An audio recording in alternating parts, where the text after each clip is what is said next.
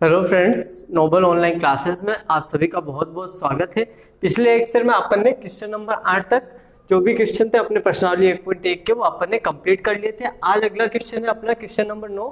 इसमें अपन को दिया गया है क्या 3 सही 1/3 का गुणात्मक प्रतिलोम 0.3 है, क्यों अथवा क्यों नहीं। तो अपन ने पिछला क्वेश्चन जो किया था उसमें भी अपन ने देखा था कि जो गुणात्मक प्रतिलोम होता है, जब अपन किसी संख्या को उसके गुणात्मक प्रतिलोम से गुणा करते हैं तो अपना जो मान होता है वो मान अपन को प्राप्त होता है 1। अगर मान अपन को 1 प्राप्त नहीं होता है तो ये कथन जो होगा वो असत्य होगा। तो इसको करके देखते हैं सॉल्यूशन। अपनी जो संख्या दी हुई है, संख्या है अपनी 3 सही 1/3। अपन इसको गुणा करेंगे इसके गुणात्मक प्रतिलोम से। अगर अपन को मान लास्ट में जो फाइनल मान मिलेगा वो 1 मिलता है तो अपना जो यह कथन है ये सत्य होगा। और अगर 1 मान नहीं प्राप्त होता, 1 के अलावा कुछ और आता है तो फिर असत्य होगा। तो अपन करते हैं, ये अपन को दी हुई है मिश्र भिन्न, पहले इसको साधारण भिन्न में बदलेंगे। तो साधारण भिन्न में बदलने के लिए इसको इससे गुणा करेंगे, 3 को 3 से 9, 9 को इससे जोड़ देंगे, 9 और 1 10। 10 तो अपन लिखेंगे अंश में और बटा में हर यही आ जाएगा जो नीचे था, इंटू इधर है ये 0.3, ये दशमलव अपन हटाएंगे तो नीचे आ जाएगा बटा में 10, क्योंकि एक संख्या के बाद दशमलव है तो 10 आएगा 1 0। अगर दो संख्या के बाद होता दशमलव तो अपन लगाते 2 0, तब हो जाता अपना 100। ये अपना हो गया। अब यहाँ पर देख रहे हैं अपन इस 3 से ये 3 कट रहा है, 10 का भाग एक बार, 10 पे एक बार। तो जो अपन को मान मिला है यहाँ पर मान आया अपना 1। तो अपन ने देखा कि ये इसने बोला था क्या 3 से 1/3 का गुणात्मक प्रतिलोम 3.3 है। तो अपना उत्तर है क्या हाँ, उत्तर हो जाएगा अपना हाँ। आगे इसने पूछा क्यों अथवा क्यों नहीं, तो क्यों है और अगर नहीं है तो क्यों नहीं है। तो अपन इसको लिखेंगे कि क्यों है, क्योंकि जो गुणात्मक अपन को इसका गुणनफल मिला है, गुणनफल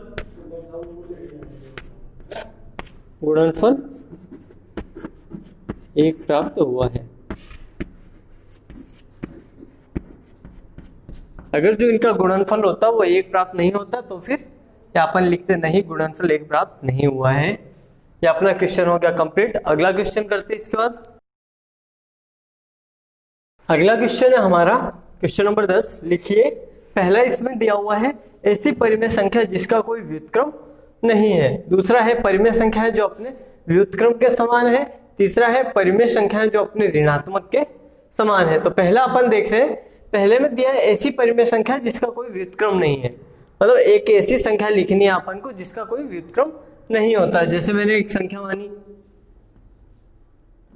2, तो अपन जब 2 का व्युत्क्रम लिखेंगे तो क्या होगा, व्युत्क्रम इसका हो जाएगा 1/2। संख्याओं को व्युत्क्रम के अंतर्गत अपन क्या करते थे, जो अपनी संख्या होती थी उनको उल्टा कर देते थे।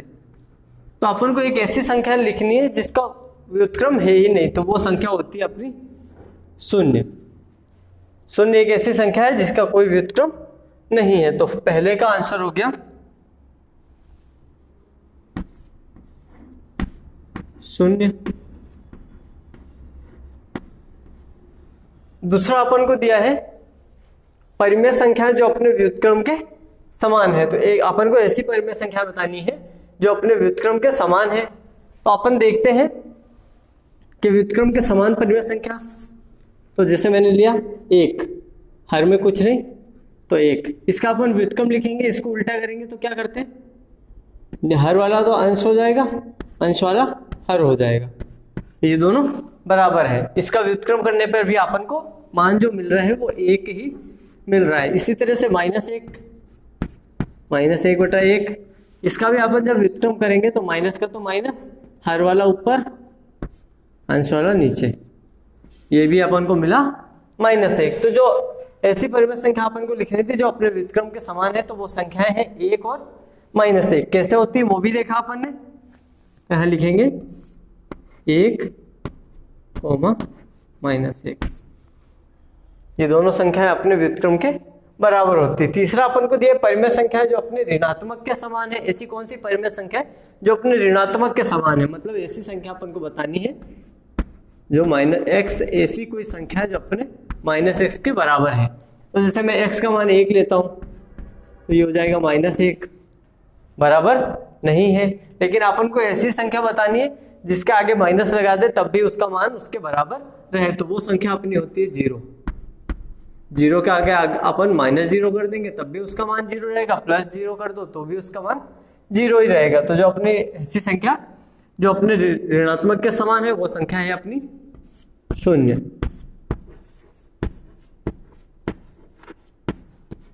ये हो गया क्वेश्चन कंप्लीट। अगला क्वेश्चन देखते हैं, लास्ट क्वेश्चन इसका, क्वेश्चन नंबर 11। अगला क्वेश्चन है अपना क्वेश्चन नंबर 11, प्रश्नावली का लास्ट क्वेश्चन, प्रश्नावली 1.1 का।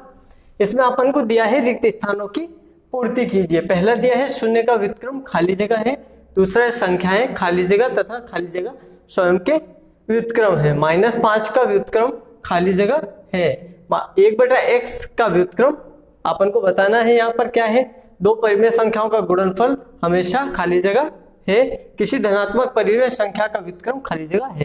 तो अपन को एक खाली जगह जो है यहाँ पर रिक्त स्थान इनकी पूर्ति करनी है। तो पहला अपन देखेंगे कि शून्य का व्युत्क्रम क्या है।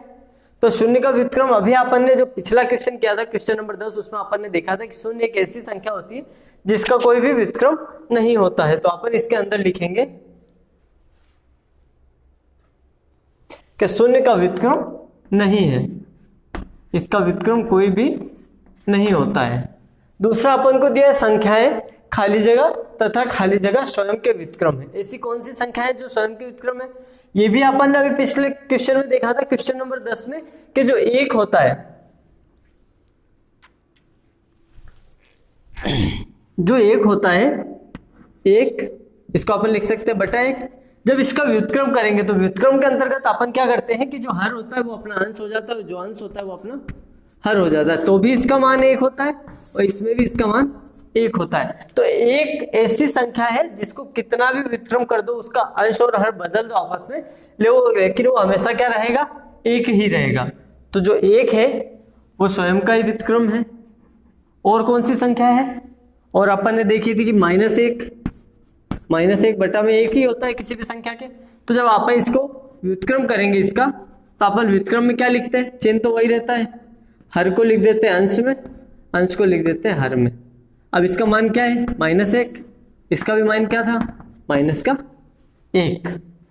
तो ये जो संख्याएं होती है 1 और -1, ये स्वयं के व्युत्क्रम के बराबर होती है, -1।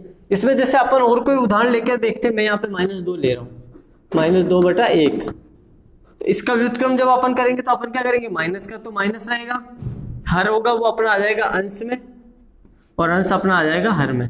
तो अब अपन ने देखा कि जब -2 का अपन व्युत्क्रम कर रहे हैं तब अपना आ रहा है -1/2। लेकिन ये दो संख्याएं ऐसी है जिनका व्युत्क्रम करने पर अपन को वही संख्या वापस मिलती है। अगला अपन को दिया है -5 का व्युत्क्रम क्या है, तो -5 का व्युत्क्रम नीचे कुछ नहीं हर में, तो हर अपना 1। जब इसका व्युत्क्रम करेंगे माइनस का तो माइनस रहेगा, हर अपना आ जाएगा अंश में और अंश वाला चला जाएगा हर में, अपना व्युत्क्रम आया -1/5। यहाँ लिख देंगे -1/5। अगला दिया है 1/x का व्युत्क्रम क्या है, तो संख्या है अपनी 1/x, इसका व्युत्क्रम करेंगे तो जो अपना हर है वो आ जाएगा अंश में, अंश आ जाएगा हर में। तो x/1 का मतलब होता है x, किसी भी संख्या के जो हर होता है वो हमेशा 1 होता है। अपन जो गिनती लिखते हैं 1 2 3 4, इनका भी जो हर होता है वो हमेशा 1 होता है। जैसे ही हर 1 की जगह कुछ और आया तब अपन लिखते हैं, लेकिन जो 1 होता है उसको अपन नहीं लिखते, क्योंकि हर संख्या का जो हर होता है वो हमेशा 1 होता है। तो जब x/1 आया तो अपन ने उसको लिख दिया x। तो जो 1/x है उसका व्युत्क्रम होगा अपना x, ये हो गया x। अगला दिया है दो परिमेय संख्याओं का गुणनफल हमेशा क्या होता है, ये अपन बताएंगे। अपन ने जो गुणधर्म अपने पढ़े थे सबसे पहले, सबसे सेकंड वीडियो में, संवृत का गुणधर्म, संवृत का गुणधर्म जो पढ़ा था, तो अपन ने उसके अंतर्गत देखा था कि जब परिमेय संख्या को जब परिमेय संख्या से गुणा करते हैं तो अपन को परिमेय संख्या मिलती थी। या अपन ने संवृत के गुणधर्म के अंदर देखा था कि जब दो परिमेय संख्याओं को आपस में अपन गुणा करते हैं तो अपन को परिमेय संख्या मिलती है। तो अपन देखा कि दो परिमेय संख्याओं का गुणनफल हमेशा परिमेय संख्या होती है। तो अपन यहाँ लिख देंगे कि हमेशा परिमेय संख्या है।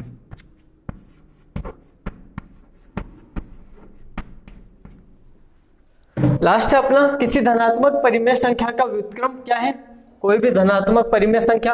अब परिमेय संख्या क्या होती है? पहले तो परिमेय संख्या व्यस्त संख्या है जिन्हें हम p बटा q के रूप में लिख सकते हैं। मैं कोई भी एक ऐसी परिमेय संख्या लिख देता हूं, जैसे मैंने उदाहरण लिया 2/3। ये मैंने एक परिमेय संख्या का उदाहरण लिया, इसने बोला धनात्मक परिमेय संख्या, मतलब ये प्लस की है। अगर ऋणात्मक बोलता तो अपन लेते माइनस की। इसने बोला किसी धनात्मक परिमेय संख्या का व्युत्क्रम कैसा होता है, तो अपन इसको देखेंगे कि जब इसका व्युत्क्रम करेंगे तो आएगा 3/2, ये भी आएगा प्लस का। तो अपन इसको बोलेंगे कि धनात्मक परिमेय संख्या का व्युत्क्रम जब अपन करेंगे तो वो भी एक धनात्मक संख्या होगी। यहाँ पे लिख देंगे धनात्मक है। ये हो गया अपना क्वेश्चन कंप्लीट। इसी के साथ ये लास्ट क्वेश्चन था, ये अपना कंप्लीट हो गया और प्रश्नावली 1.1 अपनी खत्म। नेक्स्ट वीडियो में अपन जो एग्जाम्पल होंगे इसके आगे वो करेंगे, उसके बाद में स्टार्ट करेंगे अपनी प्रश्नावली 1.2।